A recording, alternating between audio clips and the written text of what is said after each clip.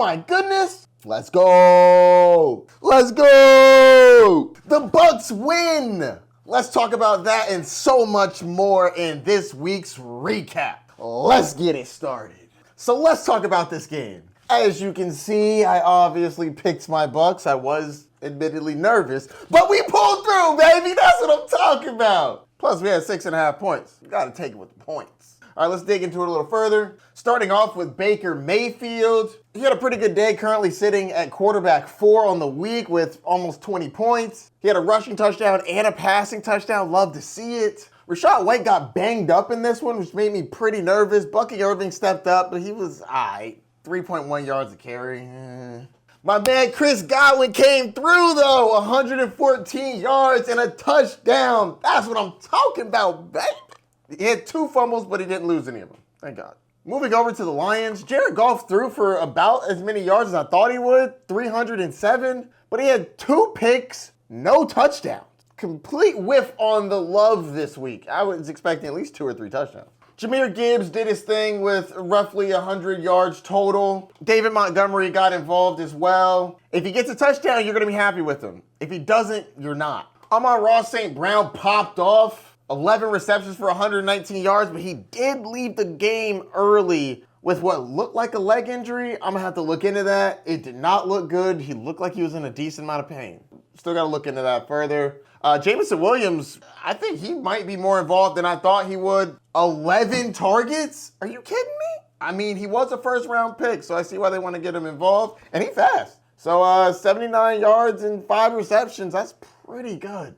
Let's talk about this Cowboys game, or should I say the Saints game. The Saints head to Dallas to play the Cowboys. The Cowboys were 6.5-point favorites at home, and they got smacked up.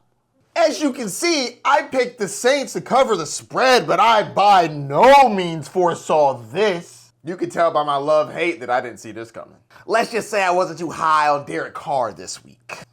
We'll get to that in a minute. Let's talk about this game. I wouldn't go so far as to say I thought that Derek Carr had a fluke game, but they were playing the Carolina Panthers, and no offense, I don't believe in the Panthers. This was impressive. Doing this to Dallas is a whole nother thing. Now, mind you, I'm going to get to the real MVP in a minute, but Derek Carr, you should get your flowers. 243 yards, 2 touchdowns in the air, a pick. You also had a touchdown on the ground, so good for you, Derek Carr. But let me not bury the lead. You start right there. Alvin Kamara was popping off. 20 carries for 115 yards and 3 of them things. But he didn't just stop there. 2 receptions for 65 yards and another touchdown. If you have him on your fantasy team and you lost, you just need to reevaluate your team because he had to have gotten you like 40 points. It's outrageous. Alvin Kamara went absolutely nuclear today. I also want to shout out to Rahid Shaheed, 96 yards and a touchdown. Apparently him and Derek Carr have a connection. They had one last year. I figured that would slide over to Chris Olave. It has not. Rahid Shaheed is here to stay. If he's on your waivers, you're going to want to grab him. Not that Chris Olave didn't have a good game. He actually led the team in targets. He had 6 targets, 4 receptions, 81 yards. That's a pretty solid outing. Now that we've given out enough flowers and talked about how amazing the Saints played, which I actually just responded to one of my followers about the Saints. He said they were going to roll the Cowboys, and I did not believe that. He was right. What's his name? Hold on, let me see. Give him a little shout out on here. Second Chance Cookies. That's his name. But he said Saints were going to roll. I did not believe it. He was right. Good call. Speaking of, though, Dallas. What we doing, dog? First game at home, Dak Prescott. You threw for almost 300 yards. That part's really good. What's not really good is 1 touchdown, 2 picks, and a fumble that you got really lucky that y'all got back. It was bouncing everywhere. Had a QBR of 52. Your touchdown play was nice, but honestly, it was mainly CeeDee Lamb doing work after he caught the ball. I still don't understand how he was not tackled. He was surrounded by 2 people. They passed right by him, and then he runs for 65 yards on a touchdown. I only sound mad, not just because I'm not a Dallas Cowboys fan. I'm frustrated because I was playing against the CeeDee Lamb Dak stack, And that came out of nowhere. They should have tackled him as soon as he caught the ball. Whatever. Doesn't matter. I won that matchup. Yeah. Dub. Their running game is pathetic now. Were they not running well because they were down and needed to come back? That's a part of it. But Zeke, 2.7 yards a carry? My man. I know they only carried it 6 times. Man. Rico Dowdle, 4.3. That's solid. But I know y'all really needed to come back. I mean, this was over early. Y'all were down 35-16 at the half. At home. The rest of it was pretty much just a field goal affair. Not a lot of points scored in the second half, but man, oh man. Alice, this is a bad loss. Or maybe the Saints are really good. I don't know yet. We're 2 weeks in. I guess I just got one thing left to say. How about them Cowboys? Honestly, though, if I had to pick which one of y'all I wanted to lose, it was the Saints. Y'all are in my division, and you actually look not bad this year. Dare I say, pretty good. I'm pretty sure you've scored the second most points you've ever scored through the first 2 weeks, so that's not good. But it's always nice to watch Dallas lose, so moving on. Speaking of upsets, let's talk about this 49ers game. Definitely missed on that one. 49ers at Vikings. 49ers were 4.5-point favorites and definitely did not cover. Only scored 17 points to the Vikings 23 points, and the Vikings lost Justin Jefferson in this game after he dominated, but they lost him all the same. Let's dig into this game a little more. You know how we do. Let's start with the Lasers. Brock Purdy, yards-wise, was good. 320 yards, hit a touchdown, but he also had a pick. QBR was awful. The fact that he lost the fumble definitely didn't help. Brock Purdy had a rough game. Overall, because, I mean, completion percentage is good. 36 attempts, completed 28 of them, over 300 yards, had a touchdown. The pick and the fumble really hurt him. Moving down, Jordan Mason did work. He was one of my starts this week. 20 carries for 100 yards and a touchdown. That's what we're looking for. That triple-digit rushing and a touchdown is nice. Deebo Samuel came through leading the receiving. 8 receptions for 111 yards. Really good. He also high-pointed the ball a few times. He helped out Brock Purdy because there was a couple passes that were not good going over the middle, and Deebo yoinked him down. That was some nice catches. George Kittle hit one of his boom games. 7 receptions for 76 yards and a touchdown. Yeah, with CMC out, looks like he's getting a little more involved. A little less blocking. Brandon Ayuk comes up small, 4 receptions for 43 yards. I wasn't big on him this year, but some people were drafting him in the late second, early third round. Enough talking about these losers. Let's move over to the winners. Sam Darnold, 268 yards, 2 touchdowns, 1 pick. He did all right. Most of y'all are out there starting Sam Darnold, so for fantasy, it kind of doesn't really matter unless you're in a 2-quarterback league. He was getting it to Justin Jefferson, though. Justin Jefferson did work. He only had 4 receptions, but he had 133 yards and a touchdown, and it was a deep touchdown. A 97-yard touchdown. Are you kidding me? Amazing. Leading receiver on this team, obviously. Aaron Jones got some work done in the receiving game. 5 receptions for 36 yards. Jalen Naylor getting used again, has a touchdown, 54 yards. Useful while Jordan Addison's out. Aaron Jones with the 5 receptions for 36 yards is good, though. Add that to his 9 carries for 32 yards. 3.6 yards a carry is not great. Especially next to Ty Chandler with the 8.2 yards per carry. 10 carries, 82 yards. Aaron Jones was disappointing when he fumbled the ball on the 1-yard line. Bro, you got to hold on to the ball. Especially when you're playing the 49ers, but the 49ers didn't make you pay. I mean, they made you pay because they scored, but they didn't win the game. So, I don't want to say no harm, no foul, but Vikings won, so nice. Vikings are 2-0. That's wild. Are they leading the division? I guess the Bears play tonight. You know, I'm sure the 49ers thought they were going to have this in the bag without CMC. They did not, and they won't have him for another 3 games. No bueno. Moving on. On to the Chargers at Panthers. Chargers 6.5-point favorites. They covered. I'm honestly not going to stay here very long. They won the game 26-3. Panthers suck. Let's start with them. I haven't quite figured out why I like starting with the losing team, but I like saying loser. So we're starting off with them. Bryce Young is absolute garbage. He is terrible at football this year, and he wasn't great last year. He threw for 84 yards, which I was surprised when Caleb threw for less than 100, but Bryce Young outdid him, 84 yards. QBR of 6.5. Garbage. is absolutely terrible. I feel bad for the Panthers franchise because it would be really unfortunate to watch this on a regular basis and like root for it. Honestly, while he's passing like this, you don't really want to start any receiver. Not Adam Thielen had 2 for 20. Not Deontay Johnson, 3 for 15. Yes, I know that graphic needs to be updated, but he was so bad, I'm not going to really use it that often. Is it worth updating right now? It can wait. The only real bright spot is Chuba Hubbard. 10 carries for 64 yards. That's 6.4 yards a carry. That's pretty good. He also had 4 receptions, but let's go on to the winning team and a team that's actually relevant. The LA Chargers. Go Chargers, go. Justin Herbert, not great for fantasy because he doesn't throw the ball very much anymore, but he did throw 2 touchdowns, which is awesome. Only for 130 yards, but he threw for 2 touchdowns and a pick. But nobody's really starting Justin Herbert, so we can keep it moving. The team is doing what they said they wanted to do. Run the ball. And it looks like a pretty even split. J.K. Dobbins, 17 carries for 131 yards and a tutty. That's 7.7 yards a carry. That's good stuff. J.K. Dobbins looks like he's the guy in this backfield that you want.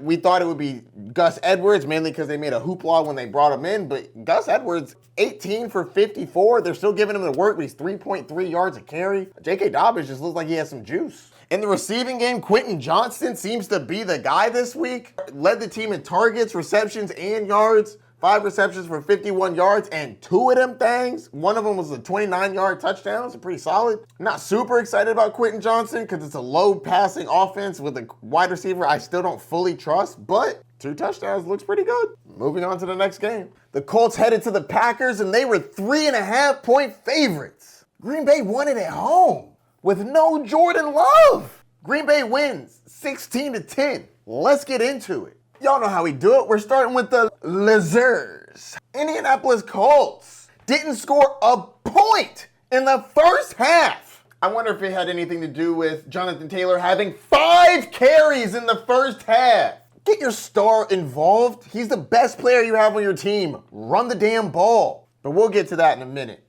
Anthony Richardson had 200 yards, 1 touchdown, 3 picks. QBR of 29. Let's see if he got anything done on the ground. He normally does. He did. 37 yards. Doesn't make up for the 3 picks, though. That's still really bad. Moving on to the running back. Jonathan Taylor did end up getting his yards. He had 12 carries for 103. He needs to have more than 12 carries. He's Jonathan freaking Taylor. It's ridiculous. I know that you're down, but y'all weren't passing him the ball a lot either. He had 4 targets. I need Jonathan Taylor to be more involved. Yes, I'm a little biased. He's on my fantasy team. But he's also the best player you have. Yes, better than Anthony Richardson. Alec Pierce and Michael Pittman Jr. tied for the most targets, but Michael Pittman Jr. only had 21 yards on 3 receptions. This is why I didn't like him this year. I do not like relying on wide receivers with running quarterbacks, especially when I don't believe in the running quarterbacks passing. It's different for Kyler. It's different for Lamar. I actually think they're good passers.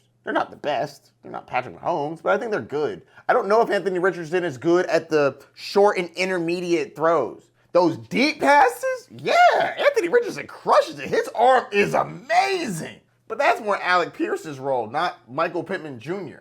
Anthony Richardson also had 2 fumbles. He recovered the fumbles, but he had 2 fumbles. JT had a fumble too, but he recovered. I believe they hit it out of bounds. Moving on to Green Bay. And Malik Willis did what he needed to do. It did not lose them the game. He threw for 122 yards, which is why I didn't like starting the receivers. He had a touchdown. I'll take that. No picks. Nice. And he ran the ball. 6 carries for 41 yards. Let's go for a quarterback.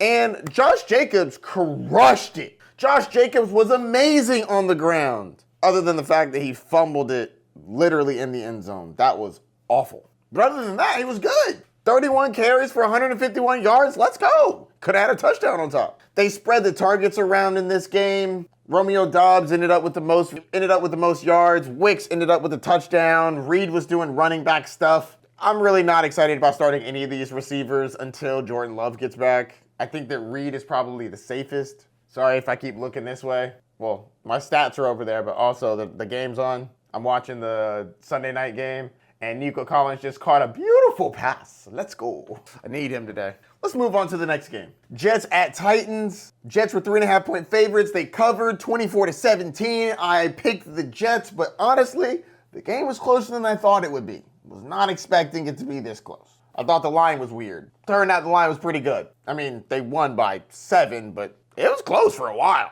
Let's talk about this game. Starting off with the Lasers, Tennessee Titans. Will Levis didn't play well, but I like his grit. He's got moxie. Moxie didn't turn into good QBR because he had a 38 QBR. Threw for less than 200 yards, a touchdown, a pick. He did run it pretty well. Four carries for 38 yards. But Will Levis isn't anything to write home about, at least not yet. He's got some talent, hasn't really turned that into production quite yet. Except for the first game. That first game, he threw 4 touchdowns. And off of that, I was able to trade him in my Dynasty League for a first-round pick. That was awesome. Let's talk about the running backs. If there's anything I learned, this is not a 50-50 backfield. Tony Pollard is the lead running back in this backfield. He had 17 carries for 62 yards. Tony Pollard is the main running back on this team. Also, I really like the 5 receptions for 40 yards. That's awesome. While we're talking about receiving work, I was definitely wrong this week about Calvin Ridley. I didn't think that he would have a good game. I thought Sauce Gardner would cover him, do a good job, but he actually got it done in a surprising way. He made a really good catch on Sauce Gardner. Now, it wasn't up here. It was way down here, and he basically was on the ground when he did it, but it was a good catch. Got him a touchdown. Nice. He missed on a deep catch earlier in the game, so this day could have been even bigger, but I love 4 receptions for 77 yards and a touchdown. That's good. Not to mention he had a carry, which I didn't even know he'd get carries. Not to mention he had a carry for 10 yards and a touchdown. So they're finding creative ways to use him. It seems like DeAndre Hopkins is either not healthy or he's just clearly not the number 1 because he only had 2 targets. I do think that changes over time, but 2 targets is not great. Now let's talk about those Jets, Jets. Like I was saying before, this game was closer than I thought. Aaron Rodgers was okay, I guess. I mean, he had less than 200 yards. He threw for 2 touchdowns, one of which was a dump off, so I barely want to count it. The other one was to Breece Hall. That was actually pretty solid. We're not starting him in fantasy, but just in general, not Aaron Rodgers of old. I'll take 2 touchdowns. Breece Hall did work both in the rushing and the receiving game. He's obviously the number 1 running back with 14 carries. I'll get into the number 2 running back in a minute. 14 carries for 62 yards, pretty good. On the ground, add that to 7 receptions for 52 yards. He led the team in receptions. What? Love that production for Breece Hall. Love that production for Breece Hall. Garrett Wilson barely beat him out in receiving yards. He had 57 on 6 targets, 4 receptions. That's nothing to write home about. 9.7 fantasy points, not what you were expecting. You drafted in the first round. Back of the first, early second, depending on your league. I'd like to talk about Braylon Allen, their backup running back. He did work. I got to make a graphic for him because I wasn't expecting him to be this relevant this early in the season. Homie had 7 carries for 33 yards, which is okay, but that did lead to a touchdown. Love that. Then he had 2 receptions for 23 yards and a touchdown. He had 2 touchdowns in the second week. Watch out for him on waivers. That dude is getting more involved than I thought he would, and I like that. Moving on to the next game. Seahawks at Patriots. Seahawks were 3.5-point favorites. They only won by 3, so the Patriots covered. Let's go! Game ended 23-20. I figured this one would be close, and I figured they'd win by 3, not 3.5. Let's dig into the numbers in this game. And of course, we're starting with the losers, the Patriots. Fought well, though. You had a shot, a real shot. Jacoby Brissett, not great. Less than 150 yards, 1 touchdown, no picks, which is good. He did look like he got banged up, which wasn't great. At running back, Ramondre Stevenson was solid. He got 21 carries for 81 yards and a touchdown. Love to see that. Also involved in the passing game, had 5 targets. Only caught 2 of them, but 5 targets is great. Antonio Gibson, 11 carries for 96 yards. Looks surprisingly good. I was confused, but awesome. As of right now, their number 1 target is Hunter Henry. He had 12 targets. The next most targets was Ramondre Stevenson with 5. Hunter Henry's out there doing work. Was not expecting that. Definitely a great waiver wire grab. He'll be on the show. And my dog Polk didn't get too involved, but I'm looking for him to be more involved as the season moves on. He's a rookie, second rounder. Got a nice little tutty, but I'd like more targets. Moving over to the Seattle Seahawks. Geno Smith played pretty well, 327 yards and a touchdown. I like that. Kenneth Walker was out in this game, so Zach Charbonnet stepped up. 14 carries, only for 38 yards, but he got a touchdown, which saved his fantasy day. Thank goodness. I said he was a sleeper. Don't worry, I didn't get all of this right. Big wrong one coming up soon. He also had 5 receptions for 31 yards, so I will take that. 5 receptions for 31 yards, that's 8 points right there. Plus the 38 yards on the ground and a touchdown, that's solid. Yeah, no, I'll take that. Zach Charbonnet had a solid day today. Yeah, no, that was a good one. But that was the last good call because this one was terrible. My dog DK Metcalf popped off today. After DK Metcalf got shut down by Pat Surtain, I was nervous. I'm not going to lie. I was nervous. Chris Rodriguez is a great defender. I thought that DK Metcalf would have some trouble with him. He did have a 56-yard touchdown where he ran right past the people. Like, there was 2 of them. He ran right past them for a touchdown. And then he tried to celebrate with the Patriots mascot. I thought that was funny. I don't want to say mascot, the people dressed up as Patriots. It was funny. But 10 receptions, 14 targets, 10 receptions, 129 yards, and a touchdown. Yeah, I was totally wrong on that one. Which I was pleased about. Very sad that I was wrong. But like I said in that video, I have DK Metcalf, so I did not want him to do bad, but I thought he would. Stoked to miss that one because I needed those points. And I won both matchups. Let's get it. Surprisingly, Jackson Smith and Jigba popped off. He has 16 targets. I don't understand. I know it's a new coaching staff. I know that he's great at getting open. 16 targets? My man had 12 receptions for 117 yards. Tyler Lockett had 2 targets.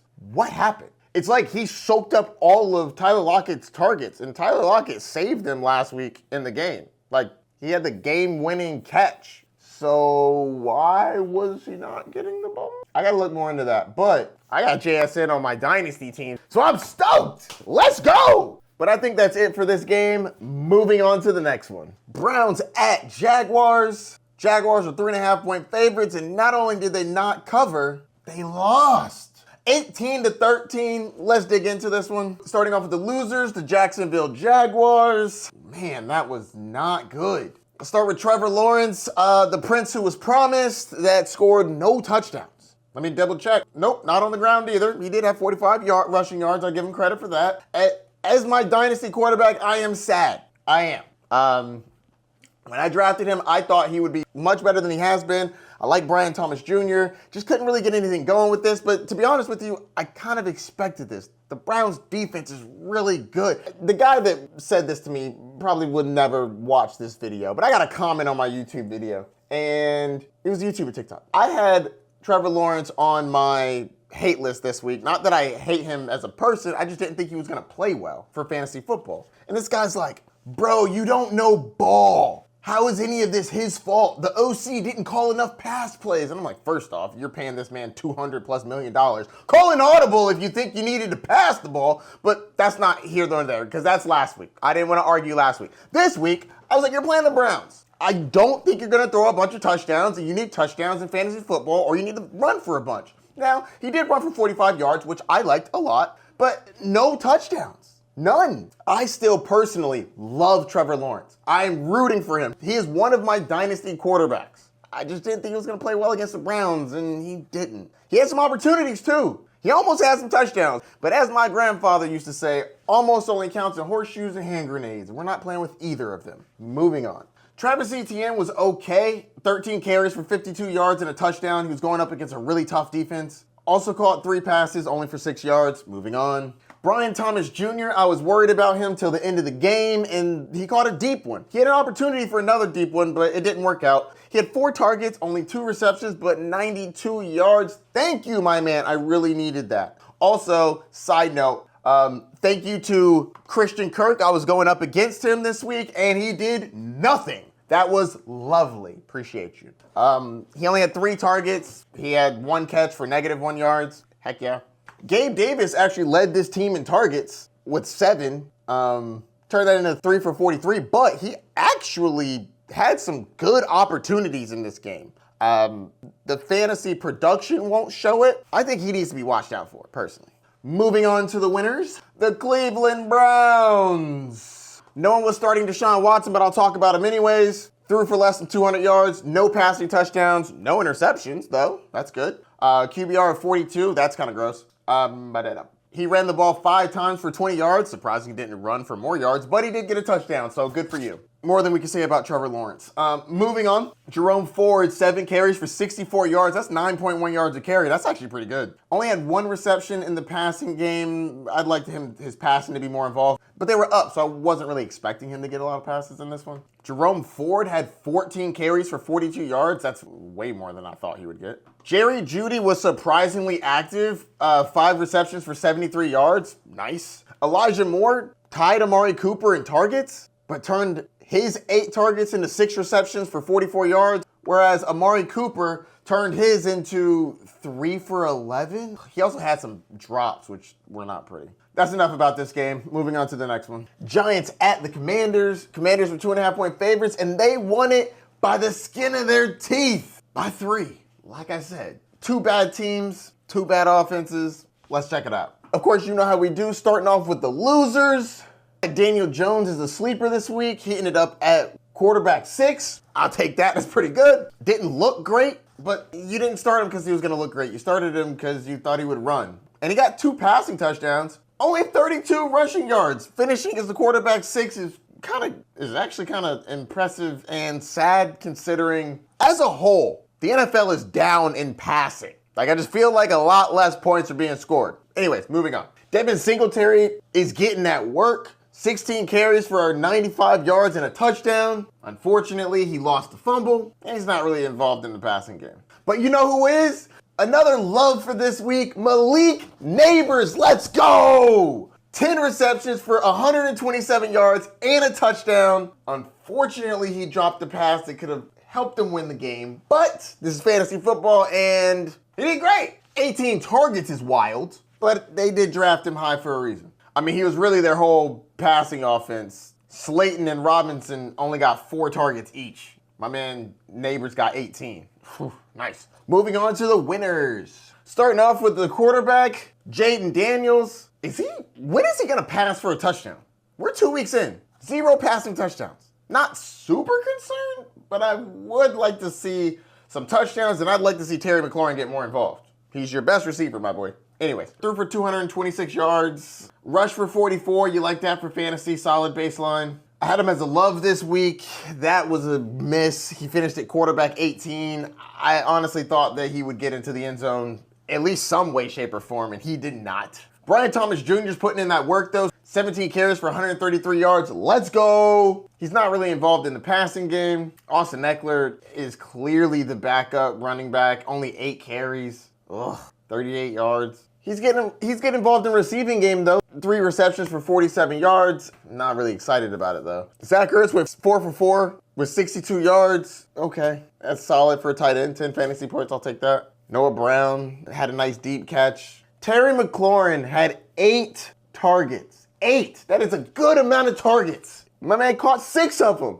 for 22 yards. What is happening? Gotta get him more involved downfield. Love Terry McLaurin. The talent is there, but the productivity is starting off slow. That's enough for this game. Moving on to the next one. Raiders at Ravens. Ravens were 9.5-point favorites, and they lost the game. Wild. Let's get into it. Starting off with the losers, the Baltimore Ravens. Lamar Jackson finished as quarterback 9, threw for a little less than 250 yards, 1 touchdown, 1 pick, rushed for 45 yards. This is a bad loss for them. And not just because they were 9.5-point favorites, but they never really pulled away. Like, let's look at the breakdown of quarters. Up here at the top, they scored 3 points in the first quarter. Each team scored 6 points in the second quarter. Each team scored 7 points in the third, and they got outscored in the fourth quarter. Derrick Henry had 18 carries for 84 yards and a touchdown. This came kind of late. I want them to get this running game going. I really think that that'll help, but I'm worried about their offensive line. Starting off 0-2 is gross. in that division, it's going to be hard to climb out. Moving on to the receivers, Zay Flowers, 7 for 91 and a touchdown. He was complaining on social media about how he wasn't getting the ball in the second half. Newsflash, you're not an elite wide receiver, bro. I'm going to need you to pipe down a little bit. I give elite wide receivers a little bit of a pass. Like Jamar Chase, Justin Jefferson, A.J. Brown. These guys are elite. You give them a little bit of a pass to act out because they're those dudes. They are, as we say, him. You're not him, bro. You're not him. Getting on social media complaining about how you get targets in the second half. How about y'all didn't get a dub against the Raiders? Do some self-reflecting. And one of the main reasons y'all couldn't beat the Chiefs was because you were taunting and you couldn't hold on to the ball in the end zone. So I need you to calm down and lock it in. Trust me, if you're producing, you will get your time. You are not the lead dog on this team, my boy. They just signed Derek Henry. You didn't think when they signed Derek Henry that he was gonna eat at the end of games, that you should be closing out. Zay Flowers, this is how the game plan should go for the Ravens if you have not caught up yet.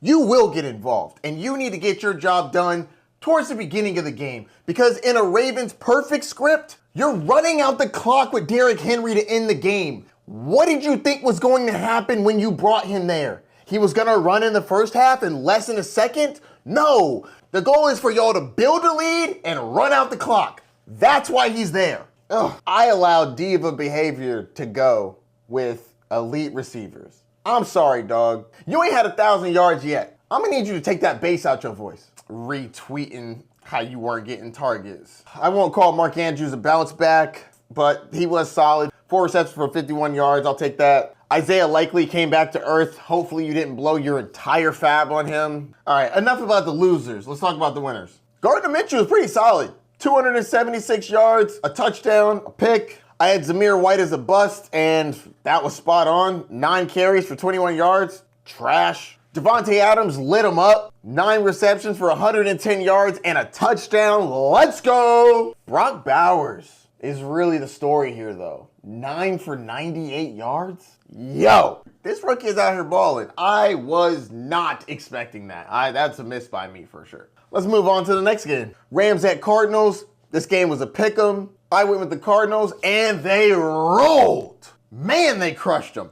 41-10. They sat their starters after a while. That was nuts. Let's get into it. You know how we do, starting with the losers. Matthew Stafford barely threw for 200 yards, no touchdowns, no picks. Ugh. At the running back position, Kyron Williams, 12 carries for 21 yards. Luckily, he got that touchdown. That definitely saved his fantasy day. He ended up with 4 receptions for 27 yards. Ugh. In the air, of course. Corum got involved, but that was the end of the game after the starters came out. Receiving work, no Puka Nacua in this game, and Cooper Kupp got hurt. Man, this is killing me. I love Cooper Kupp. He was one of my guys this year. Just so disappointing. Get healthy soon. Originally, I was hearing that they were thinking about putting him on the IR. Now it sounds like they're leaning against it. Please keep him off the IR. Unless you're gonna be out 4 weeks anyways. Then put him on the IR because I'm not gonna be able to use him.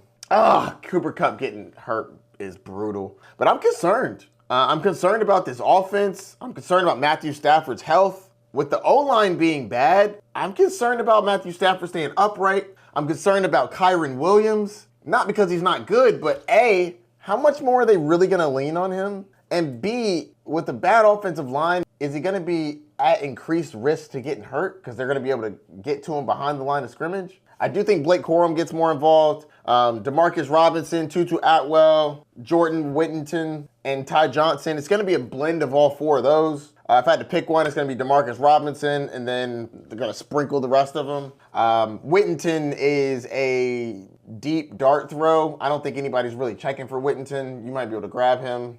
All of these guys were on my waiver episode. If you haven't seen it, go check it out. And another dud by me was Kobe Parkinson. That one was a miss. 1 reception for 17 yards. Gross. Let's talk about some winners now, baby. The Arizona Cardinals, more importantly, Kyler Murray. My guy at quarterback this year. Yes, this is what I was looking for, Kyler. Also, I appreciate you listening to me and finding your guy. It is your job to find Marvin Harrison, and you did. Mazel tov. Let's talk about it. 266 yards in the air for 3 touchdowns. Let's go. Also, for all of y'all talking about how he can't pass the ball, 3 passing touchdowns. Where y'all at? And a couple of them were nice passes. And y'all know how Kyler does. Got it done on the ground too. 5 for 59. Let's go. Quarterback 1 on the week. Ugh, feels good. At running back, James Conner did his thing. 21 carries for 122 yards and a touchdown. Running back 7 on the week. That is fantastic work. Now it's time to talk about Marvin Harrison Jr. After that terrible performance in week 1, going 1 for 4, comes back with 8 targets, 4 receptions for 130 yards. And 2 of them things. Marvin Harrison Jr. looked fantastic, and they missed him on 2 end zone targets. The more they play together, the more that's going to be there. And they basically were showing y'all, if y'all line up Marvin Harrison one-on-one near the end zone, oh, Kyler throwing it. I am so happy that he was one of my guys. Please stay healthy. And I actually had to start you in Dynasty over Patrick Mahomes, which is wild. Let me know what y'all think. Should I start Kyler Murray over Patrick Mahomes in my Dynasty league? Also, do you like content about my leagues? A lot of people say, don't nobody care about your leagues, but do you? Let me know down in the comments. Back to talking about the game. Trey McBride came through with 6 receptions for 67 yards. He also got a touchdown. It's not a receiving touchdown, so it was a fumble recovery. So he had a fumble recovery for a touchdown. So Cardinals are better than people think they are. Rams could have been good, but they're so banged up. I'm actually worried about them for health purposes, to be frank. On to the next game. The Bengals head to Kansas City to play the Chiefs in one of the games of the week. This was a close nail-biter, but the spread was 5.5 Chiefs. I was wrong on this one. Went with the Chiefs. I should have known. Bengals always keep it close. But they won by the skin of their teeth. Some would say a penalty. We'll get into that. You know how we do. Let's start with the losers. Joe Burrow threw for a little over 250 yards, 2 touchdowns. Neither one of those went to Jamar Chase. They went to Yoshivas, which I told y'all to pick up. But I'm not bragging because he only had 4 targets, 2 catches, both for touchdowns, but that's not reliable. Anyways, back to Joe Burrow. Finished at quarterback 10. Joe Burrow was okay. Moving on. Zach Moss is the leader of this backfield. Doesn't really matter too much. He had 12 carries for 34 yards. Chase Brown had 4 carries for 31 yards. 8 less carries, 3 less yards. That's kind of wild. Tight end Mike Gesicki led the team in yards and targets. I'm sure Jamar Chase wasn't excited about that. Gesicki had 9 targets, 7 receptions for 91 yards. Man, that's a lot. My man Jermaine Burton, 1 reception for 47 yards. I know it's not important. I just wanted to throw his name in there. I don't know how often I'm going to say it. Jamar Chase, 4 for 35. Ugh. Not good, but to be fair, recently he doesn't play well against the Chiefs. When he first started in the league, he tore up the Chiefs. Since that first game, he really hasn't been lighting them up. I do think that Chase is a great buy low, though. That's enough about the losers. Let's go to the winners.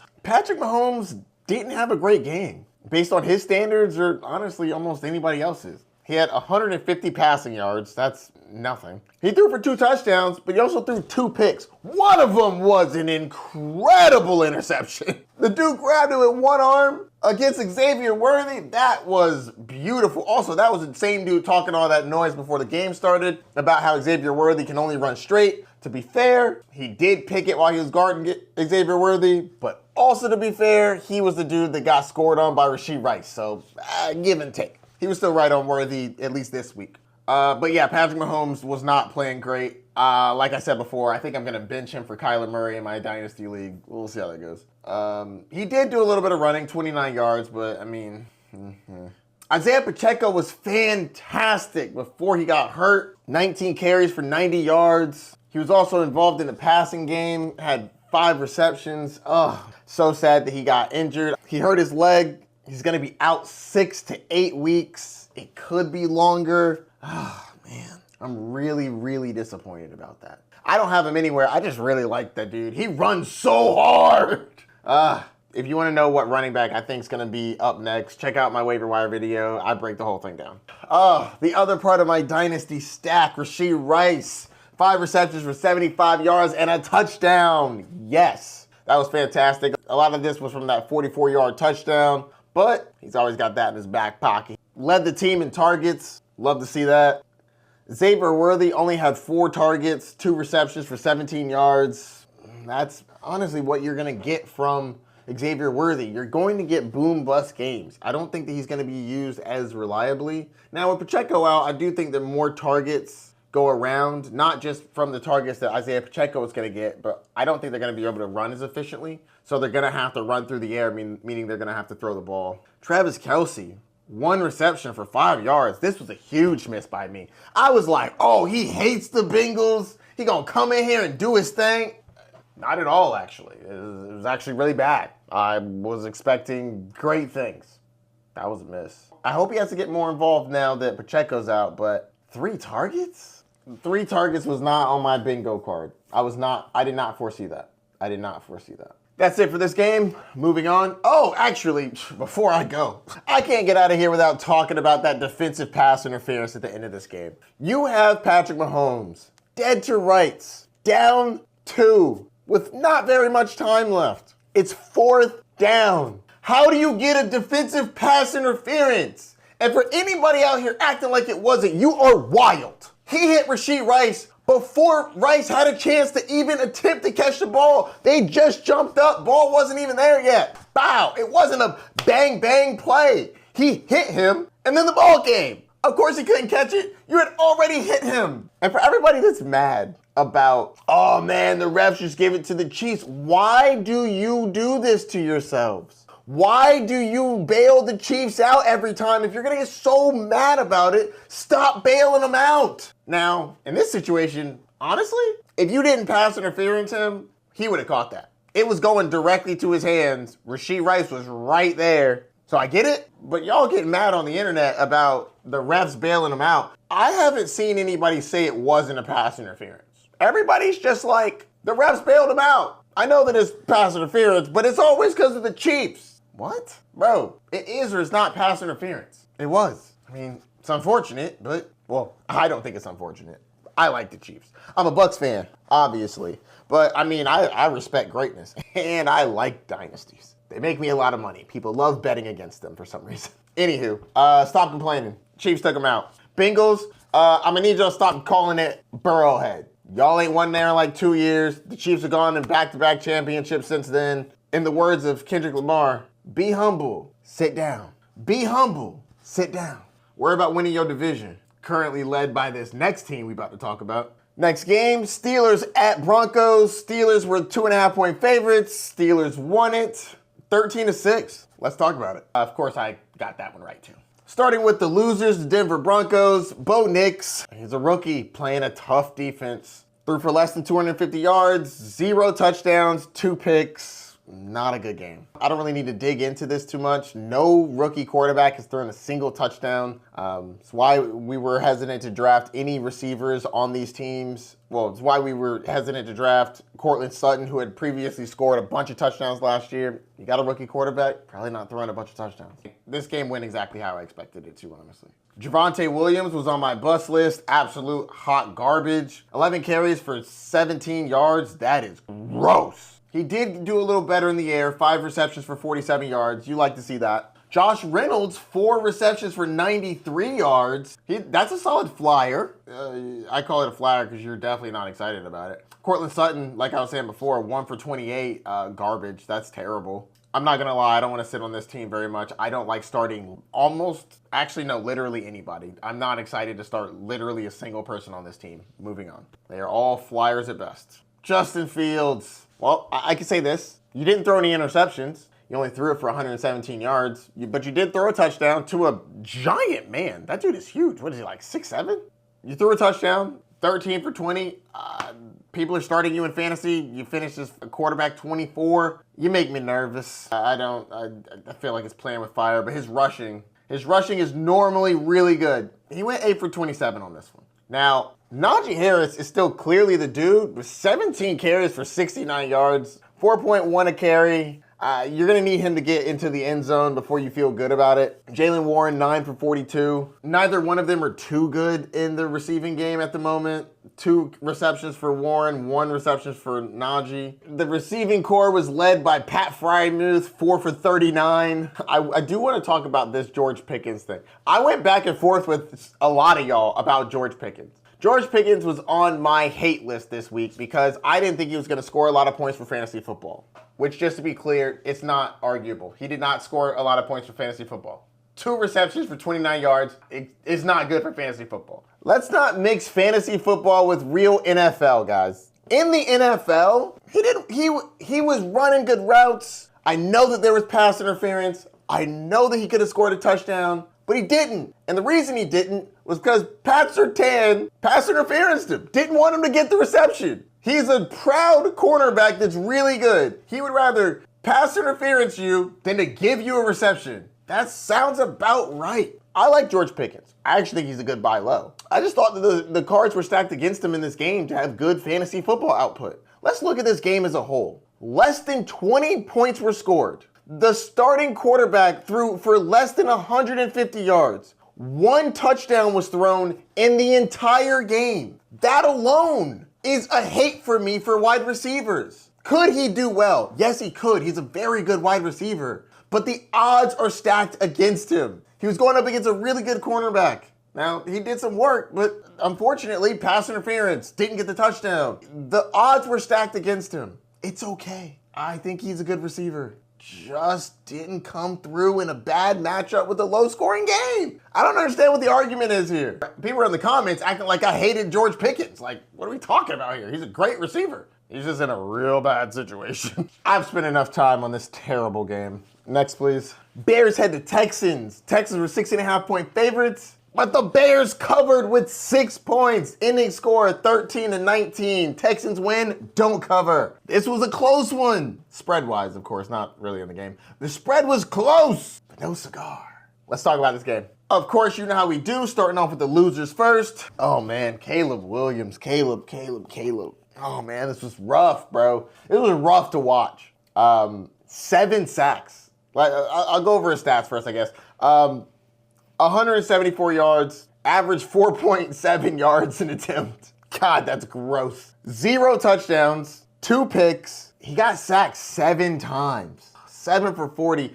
And you know, he looked upset when CJ Stroud was like, man, you can't be taking all those hits, man. He looked like he was mad about it. Like, dog, you can't survive taking 7 sacks a game.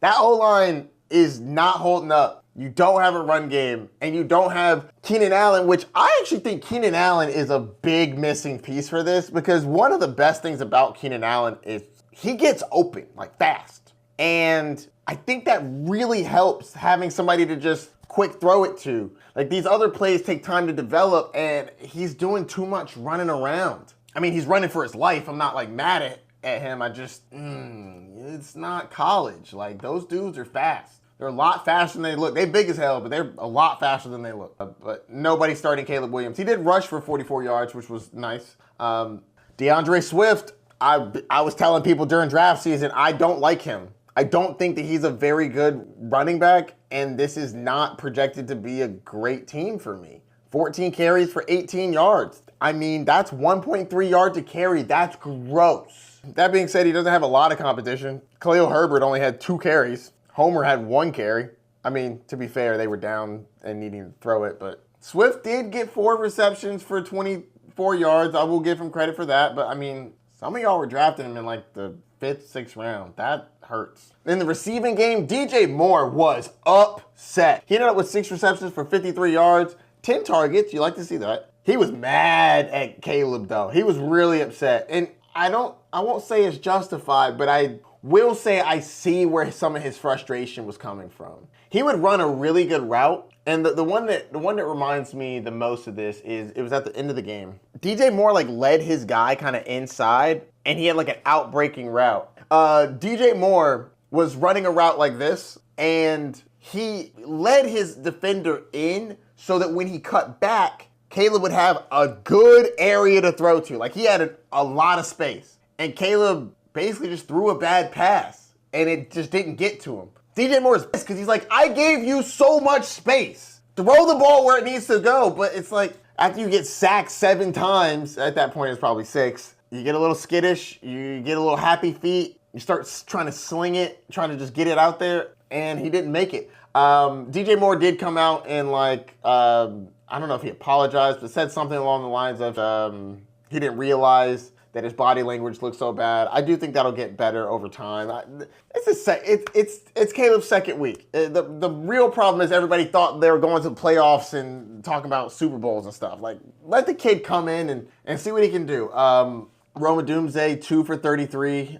He's one of those. He won't be relevant until like towards the end of the year if he is relevant. That being said, with Keenan Allen out, he should actually be more relevant now. Because that was the play, right? That was the opportunity. If one of DJ Moore or Keenan Allen goes down, Rome will step up. But Caleb really isn't doing much yet. They'll get better over time. Just rough start. He's 1-1. Hasn't thrown a touchdown yet, but he's 1-1, so that's good. Let's move on to the winners. CJ Stroud had a okay day. Not really great for fantasy. He finished his quarterback 16. He threw for 260 yards and a touchdown.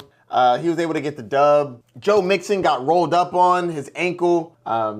Very, very disappointing. The injury, not really the fantasy play. The fantasy play is unfortunate, but I hate to see players go down, especially how great he was looking in the first game. 9 carries for 25 yards on the ground, 3 receptions for 25 yards in the air, but like I said, he went down. It looks like Cam Akers is the guy that is behind him. 7 carries for 32 yards. I know Dameon Pierce is eventually going to pop in there too. Joe Mixon made it seem like he wasn't going to miss any time, but if he does, Cam Akers could be the guy. I don't know how they feel about Dameon Pierce. He wasn't really their guy, you know? Anywho, moving over to the receivers. Nico Collins led the team in targets, 10 targets, 8 receptions, 135 yards. The only one to really have a good game in this matchup. Nico Collins is one of them dudes. He's like a man. Like, even the touchdown he scored, he's like a man. Like, he's strong.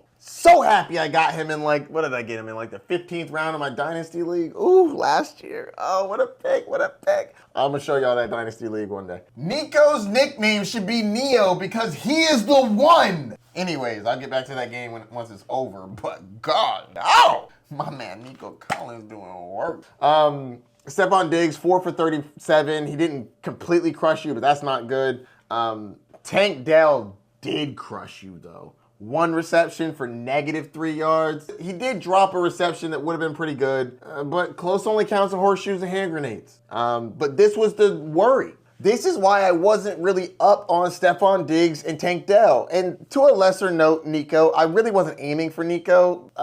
He's actually outperforming my expectations, to be honest with you. I figured he would be good, but I thought he'd be more like this. Now, we're only 2 games in, but when you have 3 different options at receiver, plus a tight end that could be relevant, and now a running back that looks like he's going to be good when he's healthy, Joe Mixon, it's just a lot of mouths to feed. And it looks like they're going to go up and down like this. So I think that you can expect more of that from Tank Dell and Stephon Diggs, but I wouldn't be surprised if Tank Dell had an incredible game coming up, and then you were just scared to start him the following week. That's what you signed up for, though. When you sign up for the third man in an offense like this, you're going to get boom or bust. So enjoy the ride, I guess. I don't have him anywhere. There will be weeks where you're really happy to have Tank Dell and Stephon Diggs. I think Nico's going to be a little more steady Eddie because he's the clear number 1 for this team. But it's going to be how good are you at predicting what week is going to be a Diggs week and what week is going to be a Dell week? I think Dell's week is coming. The reason I think that is, first off, this is horrendous. 1 reception for -3.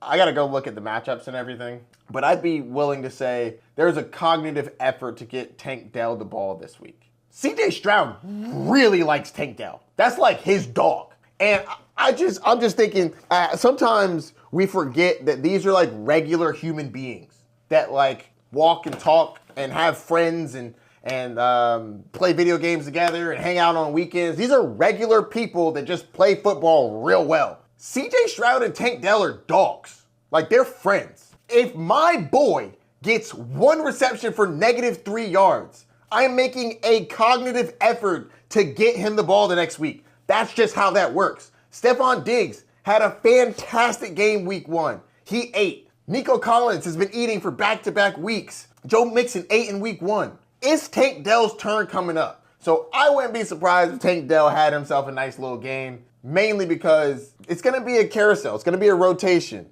But when you go 1 for -3, it's time to feed that dude. Because the last thing you want to do is lose him in the locker room. Not that I even think that that's an issue. I don't. Tank Dell's going to be fantastic. I'm not concerned about that. He's a dog. But dogs got to eat, and I think he eats soon. So, but ain't nobody starting him. Ain't nobody gonna start him. He went 1 for -3. No, this is how it's gonna work. He went 1 for -3. It wouldn't surprise me if he scored it. If he went 4 for 85 yards and a touchdown on almost everybody's bench. They're pissed. Follow that game up with a 3 for 45. And then everybody's mad again. This is the roller coaster. You're gonna have to pick your weeks. Let's move on to the next game. Falcons at Eagles. Eagles are 6.5-point favorites, and they lost outright in the most outrageous fashion. Let's get into it. Let's start off with the losers, the Philadelphia Eagles. He threw for 183 yards, 1 touchdown, 1 very bad pick. But I'm not upset about the 183 yards in the air because on the ground he had 13 carries for 85 yards. So add those together, what's that, 260 something? 266. Plus, he had a touchdown on the ground. Jalen Hurts for fantasy football had a fantastic day. He was quarterback number 2. You know what? Let's talk about the costly pick now. Ooh, that was bad. A lot went into this, but we're going to talk about specifically the pick. We'll talk about the whole thing later. Time is of the essence. They're driving down the field. I get you want to get it to Devontae Smith, but you cannot sail him on that pass. There was a guy right over top of him. Oh, what a terribly timed pick. All they had to do was get like 15, 20 yards to get in the field goal range to win it. They shouldn't even have been in this situation, but I'll get to that later. Saquon Barkley, 22 carries for 95 yards, and he was okay on the ground. 4 receptions for 21 yards. Should have been 5 receptions. So let's talk about that. There's 1 minute and 46 seconds left. If you run the ball, you're probably going to get 2 or 3 yards. 3rd and 3, you're on the Falcons' 10-yard line. If you run it twice, one a regular run, the next brotherly shove, I think you get there. Even if you don't, you waste a bunch of time. They were out of timeouts. I'm not mad that Nick Sirianni made that call because Saquon catches that ball 9 out of 10 times. Saquon is a fantastic receiving back, so I get it. But that's exactly why people don't do that play. It's because you leave opportunities open to drop the ball. And Saquon could have just gone in to get a touchdown. Oh, that's rough, man. I probably would have run it personally because I just think they would have gotten it. I know that they were loading the box. I'm aware. I just think that the Eagles are better. They needed 3 yards. I think they can sell out to get 3 yards. 1.5 yards on the first one, and I think the brotherly shove gets you 1.5 yards on the second one. Bada bing, bada boom, kneel out, game over. Now, for me personally, I was very pleased. In my fantasy matchup, I needed 1 point by either my kicker, Jake Elliott, or Devonta Smith. Devonta Smith was not getting any more catches, so it was up to my kicker to get me my point. I didn't care if they scored and got the extra point. I didn't care if he went for 3 or went for a field goal. I needed that point, and I got it, so heck yeah, I was stoked. But for the Atlanta Falcons to drive down the field with a minute, how long do they have? With 1 minute and 40 seconds. Wild. First off, Eagles.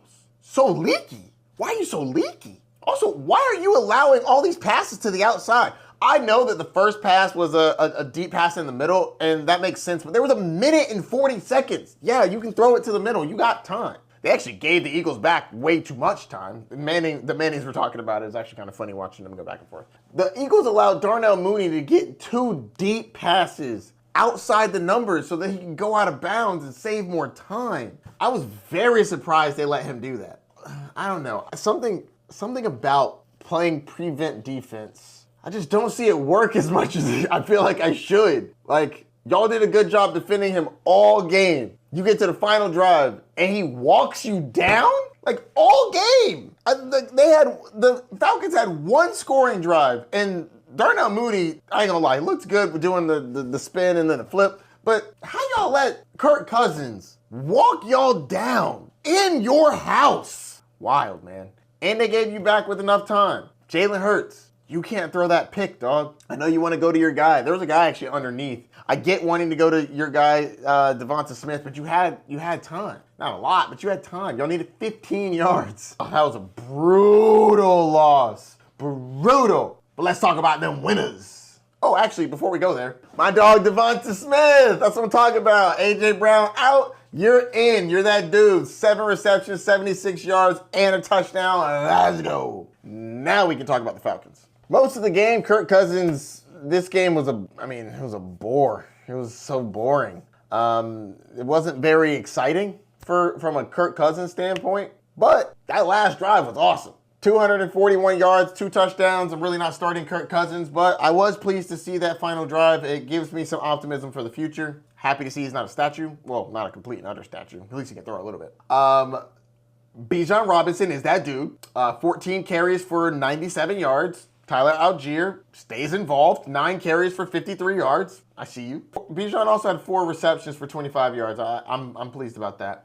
Darnell Mooney is a good waiver wire pick. Again, I've talked about this in waiver wire. You can go check it out. He went 3 for 88 and a touchdown. Now, to be clear, his receptions came super late. But one of them was a touchdown, and another one was a deep pass that they needed to get down the field to win the game. So I have a feeling his volume might actually increase. I have a feeling that he may be more involved. Also, tied for team lead in targets. Him and Drake London both had 7 targets. Let's go. Drake London, 7 targets, went 6 for 54 and a touchdown. Honestly, the end of the game saved you if you're a Drake London manager. Without that, he would have had a terrible game. And Kyle Pitts is back to doing Kyle Pitts things. 3 for 20. This is why I wasn't drafting him. It's not a talent thing, man. He's talented. I don't understand why he doesn't get the ball more. Well, I understand right now because this offense is broken, but they should fix it. I'm hopeful that he bounces back, but I have him nowhere, so I'm indifferent, honestly. All right, so that was my breakdown for week 2. What are y'all thinking about this? Do you like this format, me talking about the games, giving more of my opinions on stuff? Regardless, I'm going to start doing this more. I'm actually really enjoying talking. This yapping about what happened this week, it's pretty fun. I'm going to try this out. Let me know what you think down in the comments. What did I get right? What did I get wrong? Don't forget to like, subscribe, and hit the notification bell down below. Hope you enjoyed it. More where this came from. Peace.